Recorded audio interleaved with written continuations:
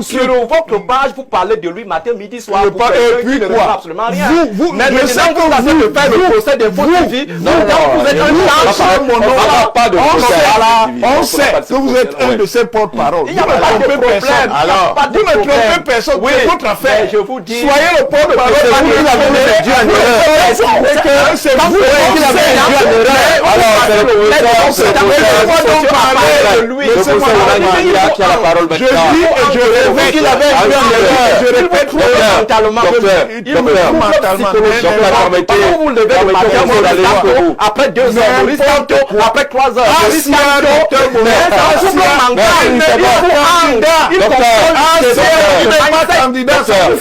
il n'est pas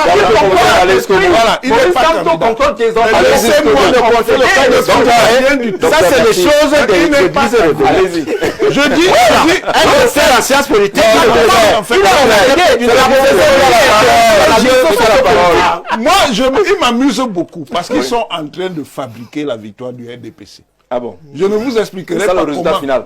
Le résultat final, c'est qu'ils sont en train de fabriquer la victoire du RDPC. Qui continue à faire la science. Qui continue? Est-ce qu'une défaite du RDPC est possible? Faire la science. On va sortir de là. Je demande la parole. D'accord. On a beaucoup mis l'accent sur le temps on faisait le débat. On va avancer. Que le professeur Maurice Kamto ne gagnerait pas l'élection, je le maintiens. Mais par contre, je ne suis pas de ceux qui ont fomenté son exclusion. Il n'a été exclu par personne. C'est vous, les Libilo. Il a été exclu. Donc, je suis cohérent. J'achève en disant à celui qui a dit que mon 15 plus, mon 14 plus 35. C'est un mauvais calcul. Non, c'est de la caricature. Parce que je vais lui ajouter, moi j'enseigne la logique.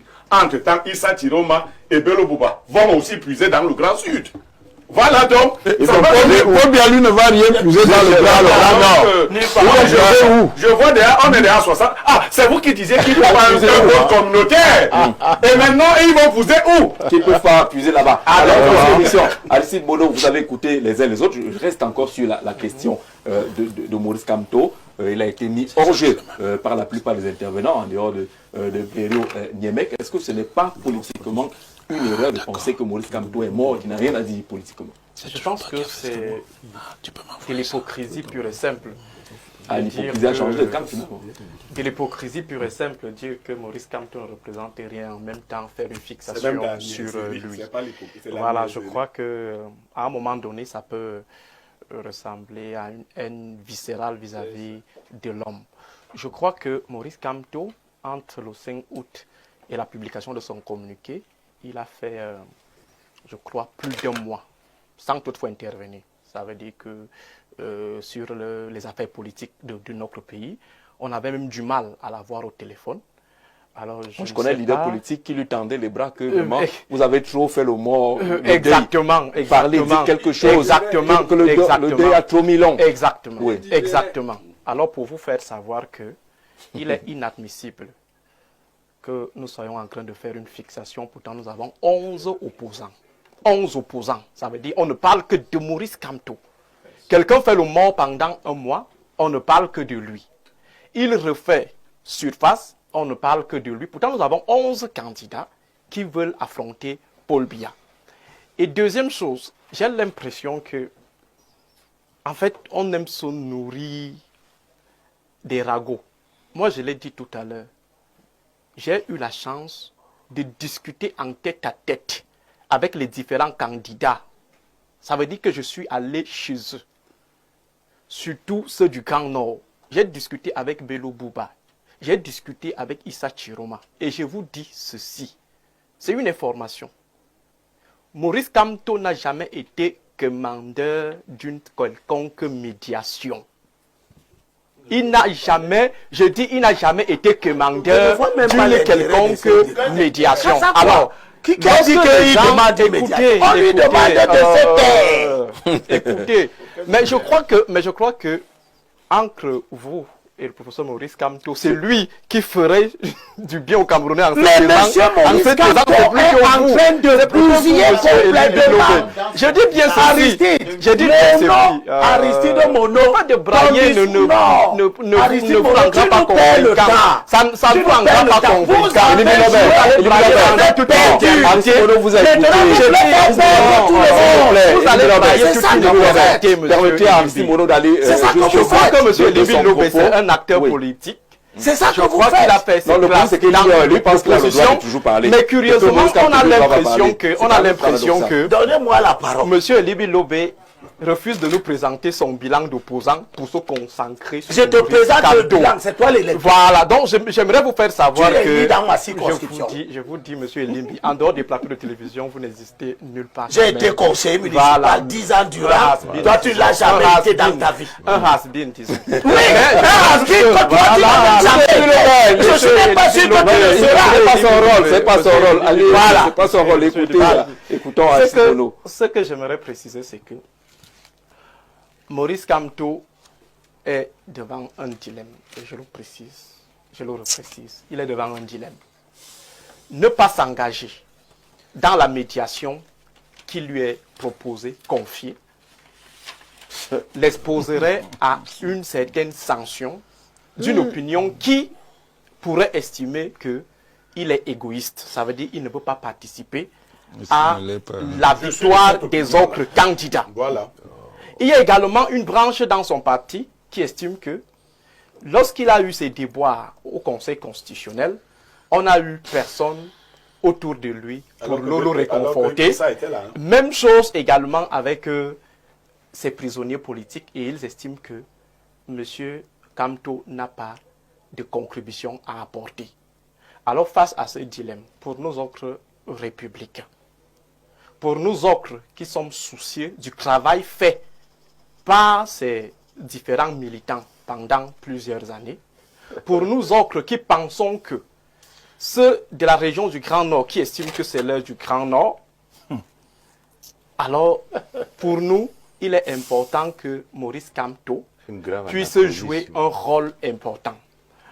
Le professeur Mathias Owonangeni, l'un des fondateurs du MRC, il a dit tout à l'heure qu'il y avait pas assez de temps pour construire une certaine base programmatique consensuelle. Il faut, comme les militaires disent, c'est le terrain qui détermine la manière. Alors, monsieur Mathias Owonangeni, allez à la source, questionner les différents acteurs, partis au consensus pour leur demander quelle est la base de votre consensus. Peut-être vous avez vos données académiques, livresques, mais allez sur le terrain. Mais je vous donne un indice. Le propos de l'évêque de Yagua. C'est ça, c'est ça. Je dis bien le propos de l'évêque de Yagua. À un moment précis de l'histoire d'une nation, monsieur Mathias. Tout ce que vous allez raconter à l'école, ça ne fait absolument à rien. C'est le pragmatisme. Vous êtes sérieux? C'est ça le pragmatisme. Parce que, en fait, les alliances que le RDPC a eues avec les acteurs de l'opposition depuis 1992, je ne sais pas s'il y avait une certaine affinité programmatique ou idéologique. Alors, c'était tout simplement du pragmatisme pur et simple. Et le député veut que Maurice Kamto vienne avec des documents ou des potentiels documents venus présenter au RDPC que bon voilà ce qu'on sait. Mais c'est naïf quand même. C'est-à-dire que vous faites preuve d'un... Comment on appelle ça? Ce que vous faites là, c'est du sophisme. C'est sur le plan intellectuel. Et c'est tellement simpliste, docteur Mono. Non, moi je vous le dis. Non, laissez-moi parler. Je vous le dis. Vous êtes un simplisme écœurant. C'est moi qui vous remets. Prenez 45 secondes. Alors, 45 secondes. Parce que vous m'avez cité. Je vous dis honorable. Je vous dis honorable. Vous m'avez cité. Je vous réponds en vous disant que vous allez souffrir de la présence de l'insignifiant, du ridicule, du malhonnête Maurice Kamto pendant plusieurs années. Ça, c'est vous qui le qualifiez comme ça, c'est pas moi. Donc, moi, je vous rappelle que actuellement, ce qui nous intéresse, c'est le peuple camerounais. Quelle est la position du peuple camerounais? Je vais vous dire. Si le peuple camerounais est pour une coalition, alors Maurice Kamto sera obligé de mener la médiation au bout. Si le peuple camerounais estime que, même sans coalition, il va apporter son soutien à un des deux candidats du non, Nord, non. cela se fera. Vous interrogez le Maintenant, peuple il y a camerounais un à quel problème qui moment est pour la fondamental. coalition. Une chose, Le peuple camerounais n'est pas appelé à un référendum sur la coalition. Une autre est de lui faire accepter Le peuple sa défaite souverain là où devrait laissez-moi lui répondre en Vous allez répondre. différents candidats. Chef, oui. Alors, 45 En secondes. 45 secondes, docteur Mono, vous êtes d'un simplisme écœurant. Le peuple camerounais n'est pas appelé à un référendum sur une coalition. Nous nous sommes appelés. Le peuple souverain est appelé le 12 octobre pour se prononcer sur l'élection présidentielle. Et il y a 12 candidats. Donc, quand vous... Alors peut-être que le référendum vient également dans le communiqué. Non, non, non. Vous voyez, la question va être simple. Jean-Jacques. Je vous relance, hein, je vous relance. Oui, je vous relance. Le référendum est un processus on le comprend très bien. Non, le référendum est un processus de Et consultation. vous prenez cette élection comme un référendum. Non, non, non. Voulez-vous continuer? Vous induisez ceux qui nous regardent en erreur. Vous êtes une chaîne sérieuse. Je vous ai dit ça. On est dans une chaîne sérieuse. Et je cite un acteur sérieux. La loi... Honorable, je ne parle pas de la loi. Le type dit, qui est sérieux à Kérémouna dit, prenez cette élection comme un référendum. Comme un référendum. Il n'a pas dit que c'était un référendum. Êtes-vous d'accord de poursuivre avec ceux qui ont géré et mal géré pendant 43 ans ou alors vous donnez la chance à quelqu'un d'autre? Il ne veut pas que les gens compliquent avec les théories. Il doit dire, Qu'est-ce qu'il doit dire? lui, il est candidat à l'élection présidentielle. Non, il n'est plus. Je vous dis ceci. Il a dit qu'il n'est plus. Il n'est plus. Il n'est plus, ça n'engage que lui. Il vous a dit ça. Je dis que vous a dit ça. Non. Il reste candidat. soyons sérieux. Vous faites la désinformation. Vous êtes battu, vous faites la désinformation. Et je crois que même Maître Akeremouna qui parle, parce qu'il est juriste, doit bien faire attention sur le choix de ces mots. Nous n'allons pas à un référendum. Nous ne sommes pas dans le champ du droit, monsieur. Nous sommes dans le champ. Monsieur Mono, laissez-moi parler. Laissez-moi parler. Vous avez parlé, je vous réponds. Je vous dis que vous êtes d'un simplisme écœurant. C'est pour ça que vous faites l'analyse erronée que vous venez de faire. Je vous dis, le peuple n'est pas souverain, là n'est pas appelé. Et je vous dis à partir du 26 au soir, si un candidat n'appelle pas Kamto pour parler en son nom, Kamto ne parlera plus. C'est ça. Vous qui êtes pragmatique, donc, sachez-le. Les derniers... Non. Quand on ne fait peur à personne, je vous donne une information, je vous dis que c'est comme ça que ça fonctionne. C'est-à-dire que si vous n'avez pas votre candidat consensuel, et si un candidat n'appelle pas, un candidat ne vous appelle pas, vous, docteur Mono, à venir parler pour lui, son temps de parole sera décompté. Alors, les gens s'expriment aujourd'hui parce que le temps de parole n'est pas encore compté. Quand il y aura la computation des délais et la computation du temps de parole, Maurice Kamto ne parlera plus que pour le candidat dont il a été à l'origine. Donc vous allez lui interdire. Non, c'est la loi qui... C'est la faire des communiqués, c'est la loi sur les réseaux sociaux. Non, il peut intervenir sur les réseaux sociaux. Il peut faire les réseaux sociaux. Non, ne soyez pas... Jean-Jacques radicalisme là-dedans. Il faut instruire ceux qui nous regardent. Ceux qui nous regardent doivent pas comprendre que Maurice Kamto ne va plus jamais parler. Il peut parler que si un candidat, la campagne électorale est destinée au candidat, il n'est pas destiné aux gens qui viennent faire les commentaires ou bien qui nous disent que ils ont une responsabilité. Non, il peut parler sur les réseaux sociaux. Il peut parler sur les réseaux sociaux. On parlait de ça ici, pourquoi? C'est vous qui commencez par Non, c'est vous qui êtes venu. C'est lui qui nous a invités pour un sujet. On éclaire ceux qui nous regardent en disant que la campagne que vous voyez là, elle n'est pas réservée aux commentaires des commentateurs. Elle est réservée aux candidats. Et je vous dis que vous allez souffrir, vous allez faire des commentaires. Non, on ne souffre de rien. On vous éclaire. On vous dit que le pragmatisme politique veut que les candidats ne vont s'exprimer que sur leur programme et sur parce que les temps d'antenne sont décomptés, y compris sur les chaînes, toutes les chaînes de télévision et de radio. Donc, il faut savoir ça. Il ne faut pas donner l'impression que quand il va venir, il va jouer un rôle. Quand on dit qu'il va jouer un rôle, c'est parce que les juges sont compétents. On dit que sur ceux qui nous interpellent là maintenant, on en parle ici parce que vous avez mis ça sur la table, vraiment. Personne, ça dit que ce n'est pas la tasse de thé des gens. Quand on se lève le matin, on s'en fout. Je dis que c'est là où Jean de Dieu Moumou n'est pas d'accord avec vous. Non, Jean de Dieu Moumou n'est pas d'accord avec vous. Vous affichez une sérénité. Non, vous voulez la limite. Jean de Dieu Moumou, il dit ce qu'il veut. Chacun est libre de son opinion. D'accord. Vous voulez réagir, professeur? Oui, tout ça, vraiment, permettez l'expression, c'est de la fumisterie. C'est vraiment de la fumisterie. On fabrique, on continue à fabriquer par la fiction. Des artifices même. Pas des artifices. Le poids de quelqu'un qui n'a pas une contribution dans cette histoire. Mais vous parlez de lui matin, midi, soir. Mais c'est parce que vous en sur votre page, vous parlez de lui matin, midi, soir. Et puis quoi? Absolument rien. Mais je sais que vous allez faire le procès de votre vie. Vous êtes on sait que vous êtes un de ses porte-parole. Il n'y a pas de problème. Alors, vous ne trompez personne. C'est votre affaire. Je vous dis. Soyez le porte-parole. C'est vous qui l'avez induit en erreur. Alors, c'est le professeur qui a la parole maintenant. Je dis et je répète qu'il avait induit en erreur. Je répète mentalement. Comment vous levez le matin après 2 heures, après 3 heures,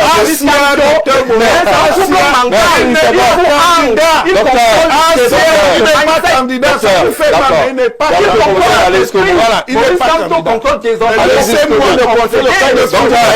Ça, c'est les choses de l'église.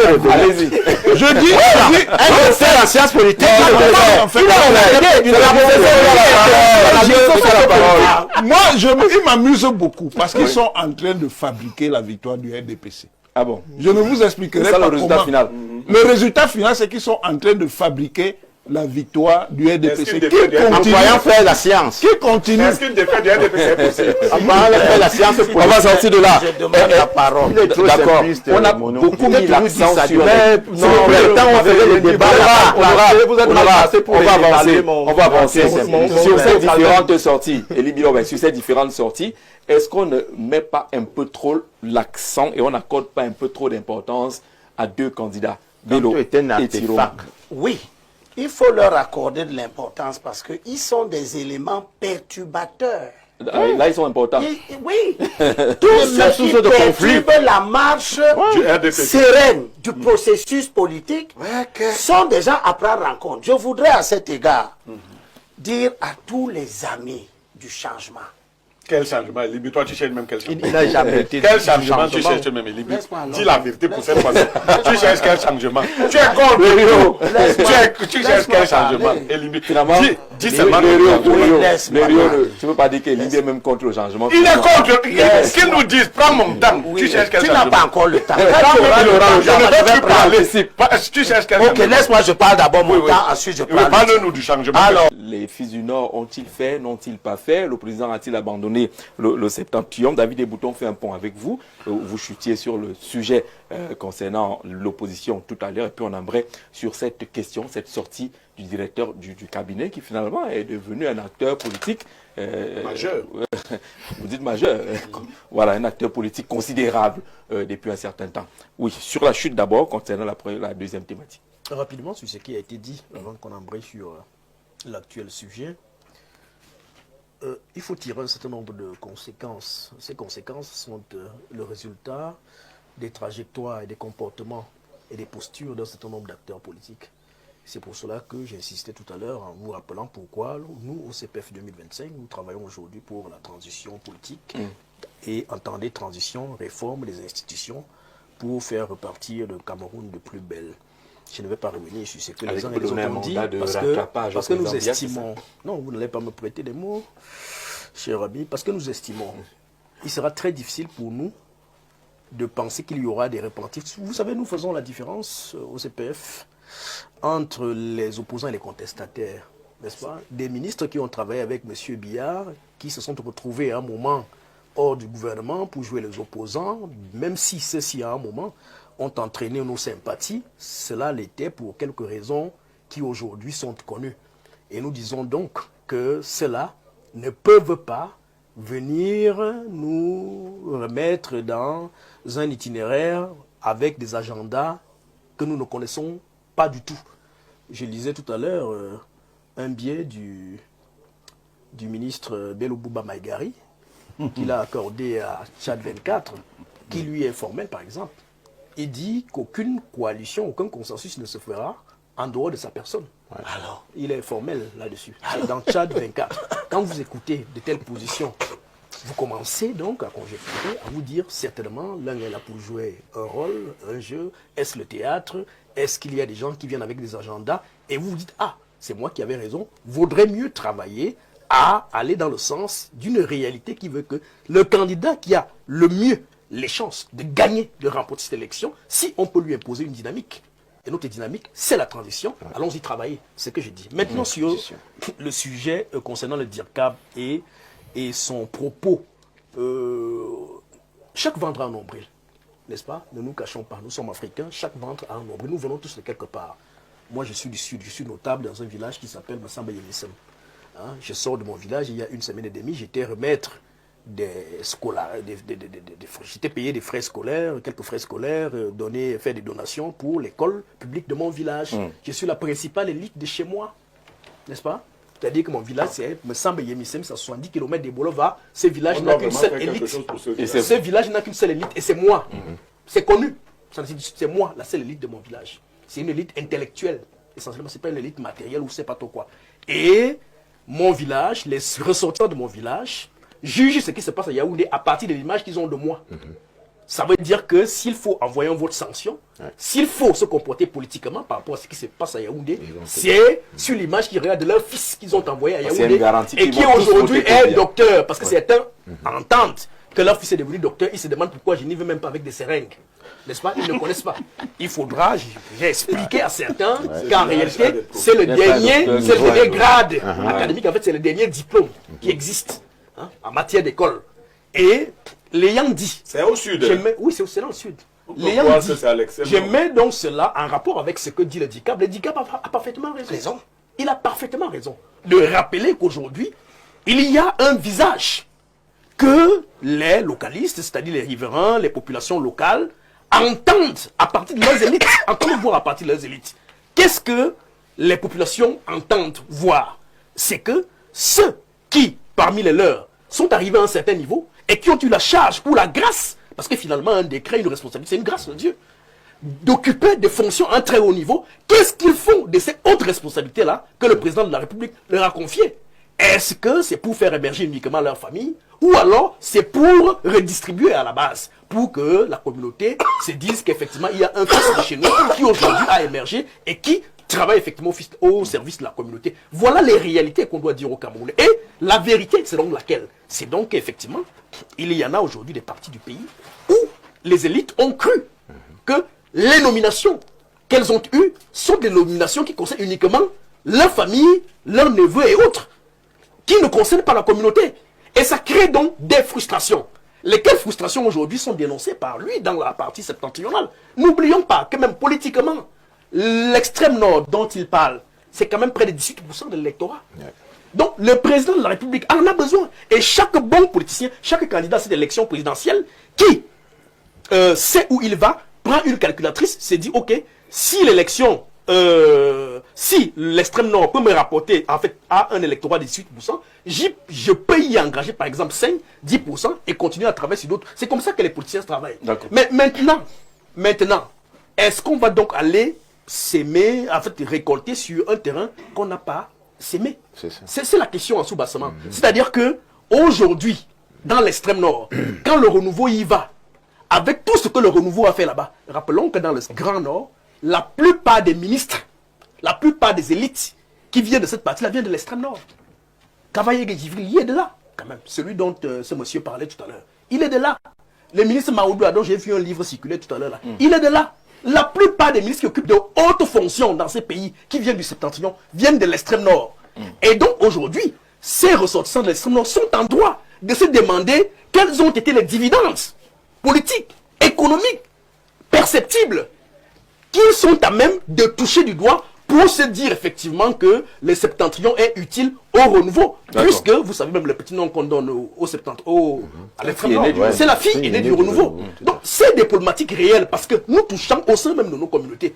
Et je sors donc en disant que l'élite doit être interpellée. L'élite doit être interpellée. Parce qu'en réalité, l'élite doit comprendre que en ce moment est venu le temps des comptes. Ces comptes-là qui veulent que, en fait, les décrets qu'ils ont bénéficiés l'ont été parce qu'on estimait que ces décrets-là devraient être des décrets relais pour que, voilà, les projets soit mis à l'actif des populations de manière à ce que les populations bénéficient du rôle social qu'ils ont occupé à un certain moment. Donc, le DICAP pose là, en fait, fait là une photographie que tout le monde connaît, que nous vivons au quotidien, qui est réaliste. Et moi, j'épouse et je salue cette position. D'accord, Aristide Mono. Est-ce que ce n'est pas un discours risqué ou assez dangereux, celui tenu par le directeur du cabinet du président de l'Assemblée nationale? Ça me dit que quand vous êtes ministre, il faut développer le village. Il ne demandait plus rien à Paul Biya. Il ajoute d'ailleurs que quand lui, il est arrivé en 2014 à l'Assemblée nationale, il n'y avait qu'une cinquantaine de ressortissants du Nord. Ils en sont 300 aujourd'hui. Est-ce que ce n'est pas un discours dangereux en République? Je crois qu'on est dans du biaïsme. Tout le monde est mauvais sauf Paul Biya. Et surtout, il faut interroger l'opportunité, le contexte de cette sortie. On est dans une situation où le Grand Nord est en pleine ébullition. Et on essaye de faire comprendre aux uns aux autres que si ça n'a pas marché dans ce côté, c'est de la responsabilité. Ce n'est pas la faute à Biya. Des élites. Donc, il faut renouveler le mandat à M. Paul Biya.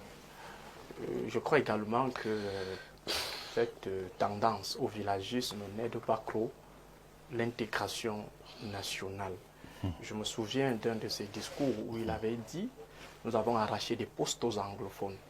Lui, le DIRCAP. Et on ne dirige pas les institutions en fonction des affiliations ou des filiations villagistes.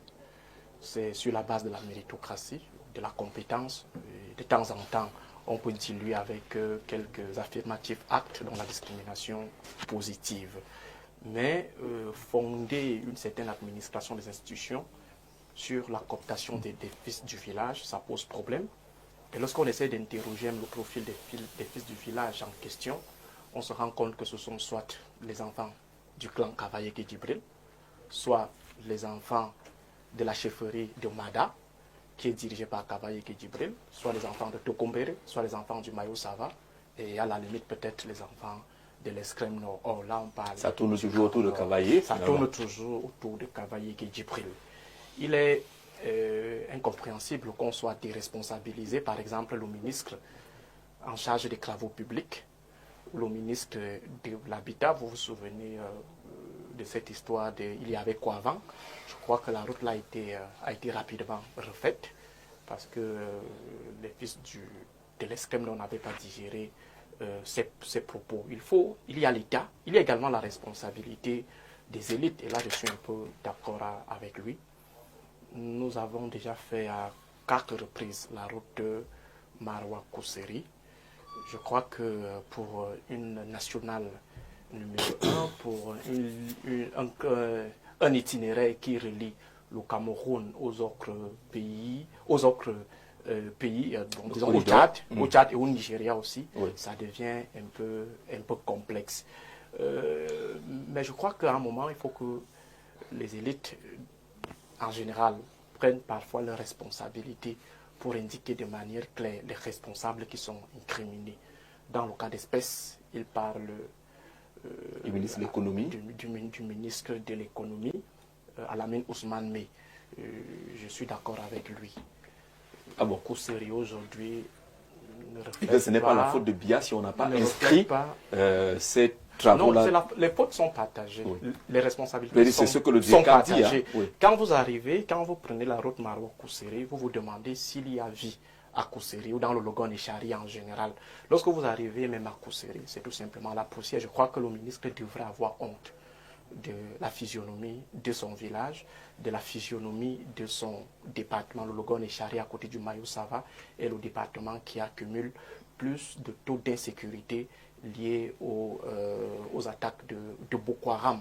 On se demanderait à quoi aurait servi en fait la cooptation d'un fils du village à la mangeoire si au final, après beaucoup d'années accumulées au sein de ce gouvernement, il n'arrive pas à produire un résultat probant pour les fils ou ses frères du village. D'accord. Mais ce que je dirais pour chuter, c'est que M. Paul Biya, peut-être qu'il a pensé que la politique du manger ensemble communautaire allait permettre un développement assez rapide des différentes contrées. Je crois qu'aujourd'hui, à la lumière des différents résultats, s'il est encore à la tête de cet État, qu'il fonde son action non plus sur le manger ensemble communautaire où on donne au fils des coins, des communautés afin qu'ils aillent manger avec leurs frères, qu'il fonde désormais une action sur la méritocratie ou une action où tout est pensé à partir de l'État. Et si on est dans un système d'État fédéral, à partir donc, des États fédérés. D'accord.